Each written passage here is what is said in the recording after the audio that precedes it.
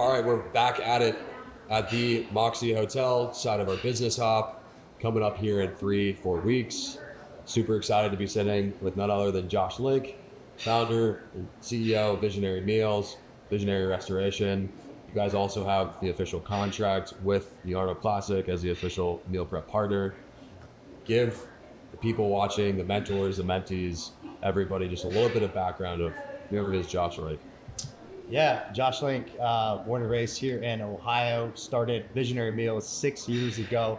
Went to Wittenberg University, was playing football there, got a degree in sociology, and at that point in time, I just knew the dire need to not only bring more convenience of healthy eating to people, but to bring it to them the right way. Yeah. And Visionary Meals was founded, like I said, 6 years ago. Started with just an idea in my apartment on a six burner stove so small you couldn't even fit 6 pans, right? Yeah, then I moved from there to my mom's kitchen.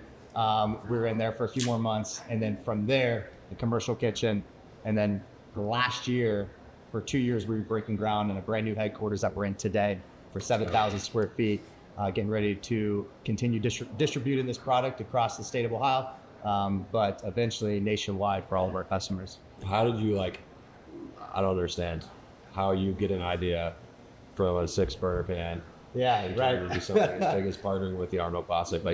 Tell me about that process, that struggle. Absolutely. What went through that?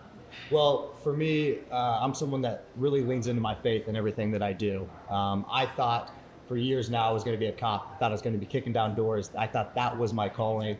And the man upstairs had something else in mind. Yeah. Through a lot of prayer, through a lot of discernment, I just kept feeling pulled and called to this direction of mine. And at the end of the day, I tell people, God doesn't qualify the call, He qualifies. Let me say that again. I tell people, God qualifies the call, He doesn't qualify the call. Did I say that right? Let me say that again. What do I tell people? Put that on a blooper there for you, bro. But at the end of the day, God is going to call you to what He knows is going to fulfill His purpose and His mission, right? 100%. And I thought kicking down doors, getting bad guys was my calling, and that just wasn't that. Go. Yeah. So what was it like from a mentorship standpoint? Did you have anybody that was kind of encouraging you to start Visionary Meals or any of your ventures with Visionary Restoration? Was there anybody that was like a support figure whatsoever? Absolutely. Mentorship, I think, is the key ingredient to any level of success. At the end of the day, you don't know what you don't know, right? And so we've all heard it before. Show me your friends, they'll show you your future. Surrounding yourself with individuals that are at a place where you aspire to be. And so from day one, I did my best doing that. But at the end of the day, you can surround yourself with as many mentorships as mentors as you want. At the end of the day, in business, your back's against the wall, right? And it's about having those people in your corner when you need them, knowing that they're there for almost like it's a security blanket. It's like, hey, it's like you grind, you go. You get to a point that you're at a roadblock, you're encouraged, obviously, to reach out to those people. So in my time, growing the business, I will say that was actually one of my biggest downsides early on in business, was not having enough mentors around me, right? And as I get farther and farther along in the entrepreneurial walk, I am starting to see even more how more important it is to make sure you've got those mentors around you. So that's something I'm continuing to do on a daily basis. And honestly, I'm still trying to figure it out. 100%. Yeah. I think we all are, brother. Why do you feel like, for the people watching, why should people care about mentorship? Why is it important? Why does it matter? Yeah. Mentorship's so important because from experience, when I started both companies now that I've started, you have people in your life, right? And sometimes that might be a parent, sibling, someone that might come off to them that they are a mentor to you. Mm-hmm. And why I think not just mentorship, but the right mentorship is so important is because earlier on, I had to learn that just because someone is older or has X experience does not mean it's the right mentorship, 100%. right? Early on in my time, I took advice, whether it's from a parent or someone else that is like someone that you would typically look up to just because you know they've been in your life, but that doesn't mean they have the answer for what your business needs, right? And so the right mentorship is important. You know, putting people in your corner that have achieved the advice that they are giving you. Yeah.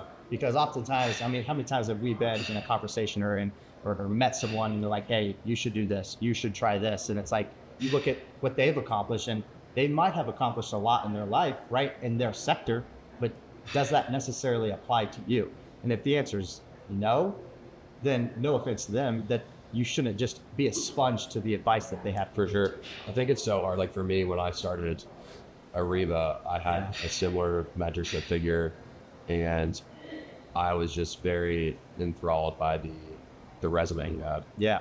Yeah. And you just like take the resume and you're like, hey, anything this guy said is bold, I'm just going to do it. Yeah. But it takes just real life struggle. It does. And finding out the hard way that those people probably aren't the best fit. Absolutely. Absolutely. And sometimes that's the hardest thing, is because you hear this from someone that you're like, wow, they've accomplished so much. Wow, I love them so much, whether it be a family member or whatever it might be. And you take that advice. It's almost like you have to have that filter of knowing what's good advice and what's bad advice. And that's why, you know, finding mentors that are in your space that have already achieved what you're trying to achieve is so important, right? 100%. So important. I agree. Another question here for you. What do you wish you would have been told 10 years ago that you would tell someone now? Is there any nugget of advice? Is there anything that you feel like, you know, I really got the shit kicked out of me from XYZ, and I don't want people to go through that same struggle? What is that to you? I think some advice that I kind of had to learn the hard way, and the same advice that I try to instill into my people and more so my leaders, is that don't get too high and don't get too low. Yeah. Right? Love that. Business is even emotions. And whether you're in sales or you're a leader of a company, it's so easy to have these record weeks or these record months, and you get on your high horse and you're like, we've made it. And it's like, no, that's just one good week. That's just one good month. You haven't done anything, right? So reminding yourself to not get too high and also not to get too low, where you are rocking and rolling, and then you have a month where it just takes a massive dip, but for whatever reason, a lot of times reasons that are probably completely out of your control, right? And not letting those negative emotions sabotage what you're trying to accomplish at the end of the day. Yeah, right. This too shall pass mindset. Absolutely. So never get too high and never get too low. Yeah, I always would tell my company, be as middle as you possibly can. Yes, absolutely. As middle as you possibly can, because there's always going to be something that's more exciting than you thought it would be. Yeah. There's always going to be something that's worse than you thought it would be. Yeah. But I think the trick of the game is in keeping the most even keel. Yeah. Stoic mindset as possibly can. And that's so hard too, is because you want to come in and hoot and holler and right and you know, like, look what we're doing, like, you know, record this, we're taking over this, and it's just like, no, it's just stay level headed, because that's when, and I speak from experience, that's when you start losing sight of what's ahead of you, right? That's when you get nipped in the butt with something that you weren't expecting, because you weren't focused up here, right? So just level emotions. I tell all my sales reps that all the time. It's like, don't get too high. Don't you dare laugh and smile. Exactly. Lock it. What do you want to see more from those that you're mentoring right now? Is there anything that you feel like maybe this generation is lacking? Things that you just blanket statement want to see more kids, more youth, more people that are looking for mentorship doing? I think when it comes to just individuals being mentored, and we hear this all the time, but if you want something, especially something that has never been created before, it's going to take a level of work that you personally can't comprehend at this time. And the reason you can't comprehend it at this time is because you've never experienced the level of work that needs to be put in to achieve what you want to achieve. Nowadays, everyone wants this quick gratification because they see it on social media. We hear it all the time about the highlight reels of social media and what that is. There's all these people on Instagram making $1 million. Absolutely. Doing some whatever. Absolutely. People, and it's like overnight. And talking about mentorship, you know when you have the right mentors in your life is when they start setting this new standard of excellence. Because some of the mentors that I've put in my life here recently, I thought I was grinding a year ago, 6 months ago. My level of work doesn't compare to what some of these individuals that I have put in my life and what they're doing on a daily basis. Yeah. Right? 100%. It's just like, you're like, man, I'm doing it. I'm working so hard, but you're only comparing yourself of what's in your circle, right? Or what you see on a day-to-day basis. The second you step outside of that and you put someone new that's at a much higher standard and level than you, you're like, wow. Who has that been for you recently? What individuals? Yeah. Yeah, good question. So, I like to shout out Roy Hall. Roy Hall is an individual that has kind of recently kind of stepped into my life, and he's an individual that I just plan to kind of really emulate on a lot of his dreams and aspirations of how he's gotten to where he is today. There's some that are just virtual mentors. Yes. Seriously, like whether it's a specific podcast or something like that. Who else can I want to shout out? Is Roy like coming in as like an official advisor to the company, or? No. So I'm actually in the process of joining his nonprofit driven foundation. Yeah. Okay. So I'm in the process of going on the board there. Yeah, that's awesome, man. Yeah. So just really look up to a lot of things that we'll do. Fantastic. Yeah, I've got other and space. And that's the thing. It's like a lot of these players, it's even in my space of visionary meals, being in like the culinary restaurant industry. Some of the players that I put in my corner, they don't have like this clout behind them, right? They've created this business.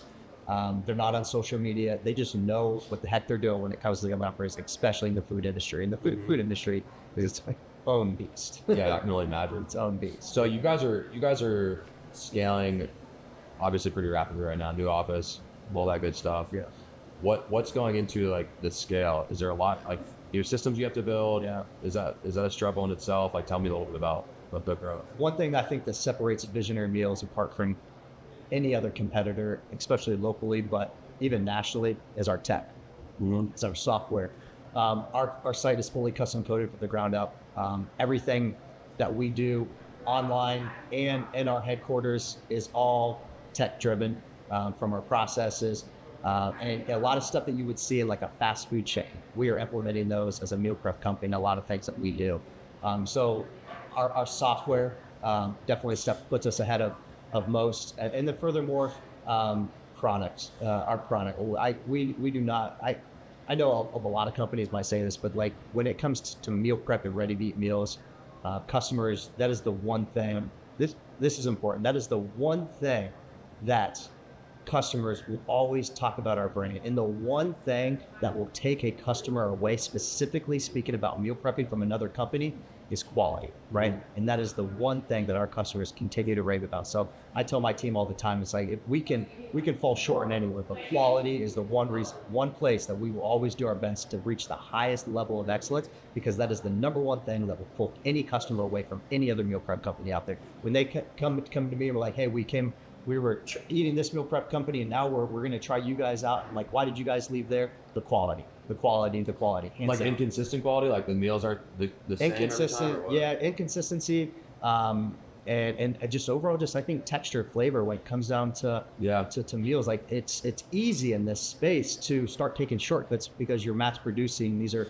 microwave meals essentially, right? But it's like, what can we do to eliminate the emotion of like, this is a microwave meal, mm-hmm. right? We want to project the emotion of like, tastes like it was just created. Yeah. And that's what we set out to do. Well, let's go, baby. Yeah. Josh Link, from delivering your own meals in the truck to being the official Arnold Classic meal prep partner. Outstanding. Any last words for all the mentors and mentees out there? Like I said, when you are setting out on a business venture, or you want to create a product, there have been days, weeks that I am not kidding, where I have slept underneath my desk, right? Where I went to work, seriously, where I went to work with a pillow and a blanket because I knew what needed to be accomplished on that day was not going to get done in the time that I'm normally there. And that's a commitment. You hear about that stuff from time to time, but that's a commitment that it's a whole another level of commitment. Like that is like, I am all in. And one of the coolest things that I have experienced lately as a CEO is here recently, I have stopped showing up for me and I have started showing up for all the people that I mentor on a daily basis. And that's when business gets cool. When you start showing up for everyone. 100%. Love it, brother. Thank you so much for coming out. We'll see you at the Business Hop Let's go. on the 26th. It's going to be a great time. Excited to be there. Appreciate you guys. Thanks, guys.